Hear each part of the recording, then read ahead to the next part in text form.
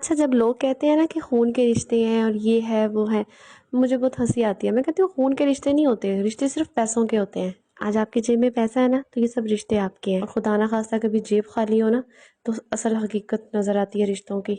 میرے ہسبینڈ جب کبھی بہن بھائیوں کے رویوں کا گلا کرتے ہیں نا تو میں انہیں ایک ہی بات سمجھاتی ہوں کہ فکر کرنے کی ضرورت نہیں ہے، صرف اپنی جیب بھاری کرنے پہ فوکس کریں. جس دن آپ کی جیب بھاری ہوگی نا، یہی بہنیں ڈولی نہیں چڑھتی کہ میرا بھائی آئے گا تو میں ڈولی چڑھوں گی. حقیقت یہ ہوتی ہے کہ وہ اس بھائی کا انتظار نہیں کر رہی ہوتی، بیسیکلی اس نے جو دینا ہوتا ہے نا اس چیز کا انتظار کر رہی ہوتی ہیں. تلخ ہے لیکن حقیقت ہے. لوگ جنازے تک روک لیتے ہیں کہ وہ بندہ آئے گا تو جنازہ پڑھیں گے. کیوں؟ کیونکہ اس کی جیب بھاری ہوتی ہے. یہ بھانجیاں بھتیجیاں ان سب کے فیورٹ چاچو ماموں پھر آپ ہی بن جائیں گے. باہر کی دنیا کی تو بات ہی بات میں آتی ہے نا. سب سے پہلے یہ تفرقات اور یہ سب ڈفرینسز ہمیں ہماری خود کی فیملیز ہی سکھاتی ہیں انفارچونیٹلی. ایون کہ مائیں بھی ان بیٹوں سے زیادہ پیار کریں گی جو باہر کی کمائیاں لا کے دیں گے انہیں، وہ چاہے گھر کا سب سے چھوٹا بیٹا ہو پر گھر کا چودھری وہی ہوگا. کچھ گھروں میں تو میں نے مرد کو کم کمانے پر اتنا ذلیل اور رسوا ہوتے ہوئے دیکھا ہے نا کہ میں بتا بھی نہیں سکتی. وہ ساری زندگی کما کر اپنی بیوی اور بچے پالتا ہے، اور ماں پچھلی عمر میں جا کر اپنے بیٹوں کے آگے پیچھے پھرتی ہے اور شوہر کی قدر نہیں کرتی صرف اس لیے کہ وہ 4 پیسے دیں گے اس کو، اور وہ شوہر وہ پیسے نہیں لا کے دے سکتا اس کو. یہ لالچی عورتوں کا جو لالچ ہے نا، یہ ساری زندگی ان کا ختم نہیں ہو سکتا. کہتے ہیں کہ کامیاب مرد کے پیچھے عورت کا ہاتھ ہوتا ہے. ہاں جی بالکل ٹھیک بات ہے. تو مرد کی ناکامی کے پیچھے وجہ بھی عورت ہی ہوتی ہے. تو یہ والا کریڈٹ بھی ہنس کر قبول کرنا چاہیے نا پھر ان کو. لیکن نہیں، پھر گلے شکوے اور ناشکریاں. زندگی کو بہتر طریقے سے گزارنے کے لیے صرف تعلیم نہیں بلکہ شعور کی بھی بہت زیادہ ضرورت ہوتی ہے، اور عورتوں کو تو خاص طور کیونکہ انہوں نے پوری نسل کی تربیت کرنی ہوتی ہے. اور وہ عورتیں کیا نسل کی تربیت کریں گی جو بیٹی پیدا ہونے پہ سوگ اور بیٹے پیدا ہونے پہ جشن مناتی ہیں. ایک طرف تو دنیا جہان کی پابندیاں بیٹیوں پہ لگانی ہوتی ہیں، اور دوسری طرف دنیا جہان کی آزادی اپنے بیٹوں کو دینی ہوتی ہے، یہاں تک کہ ان کو صحیح اور غلط کی تمیز تک نہیں دی جاتی. اور تربیتوں کا یہی فرق آگے چل کے ہمیشہ ان کی زندگی سے جھلکتا ہے. اپنے ہاتھوں سے اپنے بیٹے بگاڑ کر ساری زندگی پھر بیٹیوں کو صبر کی تلقین کرتے ہیں، اور ان بگڑے ہوئے بیٹوں کے پیچھے ان کی لاڈلی ماں ہوتی ہے. اور ماں کون ہے؟ ایک عورت. مجھے تو یہ سمجھ نہیں آتی اتنی زیادہ ناانصافیاں کر کے لوگوں کو راتوں کو نیند کیسے آ جاتی ہے. خیر ہدایت تو صرف اللہ تعالیٰ کی طرف سے ہی آ سکتی ہے، اور میں دعا کرتی ہوں اللہ تعالیٰ ہر کسی کو ہدایت دے، چاہے وہ مرد ہو یا عورت. خیر ان ٹاپکس پہ تو بہت بڑی ڈیبیٹ ہو سکتی ہے، but coming to the video, کچھ اسپیشل تو نہیں کہہ سکتی. ہاں گھر میں ہی موجود تمام چیزوں کو ملا کر میں نے کچھ ایوننگ سنیک بنایا تھا، جسے ہم لوگ چنا چاٹ بھی کہہ سکتے ہیں. انگریڈینٹس اس میں بچوں کی پسند اور ناپسند کو مد نظر رکھتے ہوئے ڈالے گئے ہیں. کچھ آلو لیے تھے، ان کو بوائل کر کے کیوبس میں کٹ کر لیا تھا. سمپلی چنوں کو بوائل کر لیا تھا اور پیاز کو کٹ کر لیا تھا.